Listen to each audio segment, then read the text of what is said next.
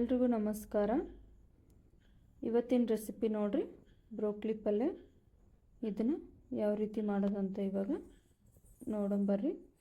ಇಲ್ಲಿ ನೋಡ್ರಿ, ನಾನು ಬ್ರೋಕ್ಲಿನ ಏನು ಮಾಡೀನಿ, ಸಣ್ಣ ಸಣ್ಣದಾಗಿ ಕಟ್ ಮಾಡಿ ಇಟ್ಕೊಂಡೇನಿ. ಕಟ್ ಮಾಡಿ ಇಟ್ಕೊಂಡು ಇದನ್ನು ಏನು ಮಾಡೈತಿ, ಸ್ವಚ್ಛಗೆ ತೊಳೆದಿಟ್ಕೊಂಡೇನಿ.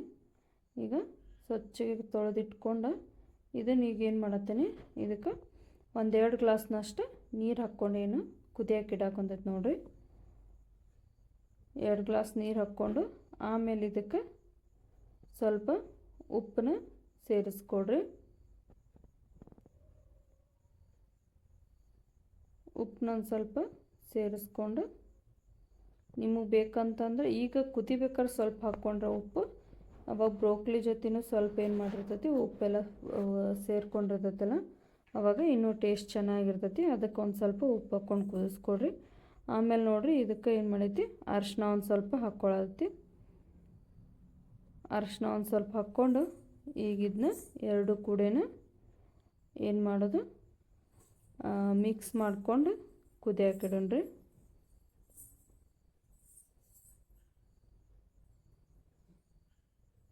ಎರಡು ಈಗ ಅರಿಶಿನ ಉಪ್ಪನ್ನು ಎರಡು ಮಿಕ್ಸ್ ಮಾಡಿಕೊಡ್ರಿ. ಅದು ಬ್ರೋಕ್ಲಿ ಜೊತೆ ಉಪ್ಪು ಹಾಕ್ಕೊಂಡು ಸ್ವಚ್ಛಗೆ ಯಾಕೆ ತೊಳ್ಕೊಬೇಕಂತಂದ್ರೆ ಇದು ಬ್ರೋಕ್ಲಿ ಗೊತ್ತಿರುತ್ತೆ ನಿಮ್ಗೆ, ಸಣ್ಣ ಸಣ್ಣ ಹುಳ ಅದು ಇರ್ತಾವೆ, ಅವೆಲ್ಲ ಸ್ವಚ್ಛಗೆ ಹೋಗ್ಬೇಕಂದ್ರೆ ಇದಕ್ಕೆ ಉಪ್ಪು ಹಾಕ್ಕೊಂಡು ತೊಳೆದಿಟ್ಕೊಡ್ರಿ. ಆಮೇಲೆ ಈಗ ಪ್ಲೇಟ್ ಮುಚ್ಚಿಡತ್ತಿದೆ ಪೂರ್ತಿಯಾಗಿ ಕುದಿ ಮಟನ. ನೋಡ್ರಿ, ಈಗ ಕುದ್ದೈತಿ, ಸ್ವಲ್ಪನೂ ನೀರಿಲ್ಲ. ನೀರು ಮುಂಚೆನೂ ಸ್ವಲ್ಪ ಕಡಿಮೆ ಹಾಕ್ಕೋಬೇಕು, ಯಾಕಂತಂದ್ರೆ ಇದು ನೀರು ಜಾಸ್ತಿ ಆಯ್ತಂದ್ರೆ ಕುದ್ದಿಂದ ಅದನ್ನು ಮತ್ತು ಬಸಿಬಾರ್ದು ನೋಡ್ರಿ. ನೀರು ಯಾವತ್ತಿದ್ರು ಬ್ರೋಕ್ಲಿನ, ಯಾಕಂತಂದ್ರೆ ಅದರಲ್ಲಿರೋ ಟೇಸ್ಟ್ ಎಲ್ಲ ಹೋಗಿಬಿಡ್ತೈತಿ. ಅದಕ್ಕೆ ಡ್ರೈ ಆಗಿ ಬೇಯಿಸ್ಕೋಬೇಕು ಪೂರ್ತಿ. ಆಮೇಲೆ ನೋಡ್ರಿ, ಈಗ ಇದನ್ನ ಈರುಳ್ಳಿ ಮತ್ತು ಹಸಿ ಖಾರ ತೊಗೊಂಡೈತಿ ಒಗ್ಗರ್ನಿಗೆ. ಈಗ ಒಂದು ಪಾತ್ರೆ ಇಡೋಂಬರ್ರಿ. ಒಂದು ಪಾತ್ರೆ ಇಟ್ಟು ಅದಕ್ಕೆ ನೋಡ್ರಿ, ಈಗ 2-3 ಸ್ಪೂನ್ ಆಗುವಷ್ಟು ಎಣ್ಣೆ ಹಾಕ್ಕೊಳ್ಳೋಣ.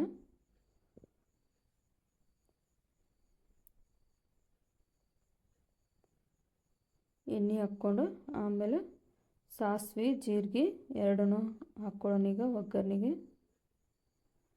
ಸಾಸಿವೆ ಜೀರಿಗೆ ಎಲ್ಲ ಅದು ಚಟಪಟ ಅನ್ಬೇಕು. ಆ ಥರ ಆದಮೇಲೆ ಅದಕ್ಕೆ ಏನು ಮಾಡೋದು, ಈಗ ಇದೇನು ಕಟ್ ಮಾಡಿ ಇಟ್ಕೊಂಡಿಲ್ಲ ಈರುಳ್ಳಿ, ಅದನ್ನು ಆ್ಯಡ್ ಮಾಡಿಕೊಡ್ರಿ. ಆಮೇಲೆ ಈರುಳ್ಳಿ ಎಲ್ಲ ಚೆನ್ನಾಗಿ ಫ್ರೈ ಮಾಡಿಕೊಡ್ರಿ ಎಣ್ಣೆಗನ. ಆಮೇಲೆ ಎಲ್ಲ ಫ್ರೈ ಆದಮೇಲೆ ಅದಕ್ಕೆ ಈಗ ಏನು ಇದು ಹಸಿ ಖಾರ ಏನು ರುಬ್ಬಿಟ್ಕೊಂಡಿರೋದು ಈಗ ನಾವು ತೋರಿಸಿದ್ವಲ್ಲ, ಅದನ್ನು ಇದಕ್ಕೆ ಹಾಕ್ಕೊಡ್ರಿ. ಚೆನ್ನಾಗಿ ಎರಡನ್ನೂ ನೋಡ್ರಿ ಫ್ರೈ ಮಾಡಿಕೊಡ್ರಿ. ಈರುಳ್ಳಿದೆಲ್ಲ ಹಸಿ ವಾಸನೆ ಹೋಗಿ ಕಲರ್ ಸ್ವಲ್ಪ ಚೇಂಜ್ ಆಗಬೇಕು ಅದರದ್ದು. ಆ ಥರ ಎಲ್ಲ ಪೂರ್ತಿ ಫ್ರೈ ಮಾಡಿಕೊಡ್ರಿ ಇದನ್ನ.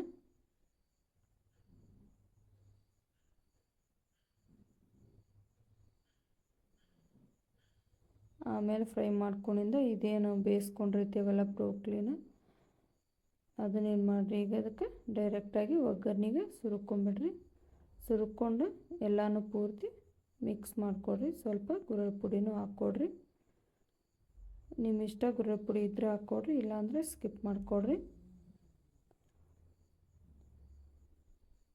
ನೋಡಿರಿ ಎಷ್ಟು ಚೆನ್ನಾಗಿ ಬಂದೈತಂತೆ.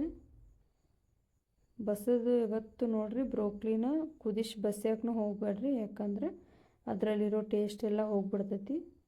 ಮತ್ತು ಅದರಲ್ಲಿರೋ ವಿಟಮಿನ್ಸು ಏನಿರ್ತಾವೆಲ್ಲ ಅವೆಲ್ಲನೂ ಅದರಲ್ಲೇ ಬಸಿದ ತಕ್ಷಣ ಅಂದರೆ ಎಲ್ಲ ಹೋಗ್ಬಿಡ್ತದೆ. ಸುಮ್ಮನೆ ಕುದಿಸಿದನು ವೇಸ್ಟ್.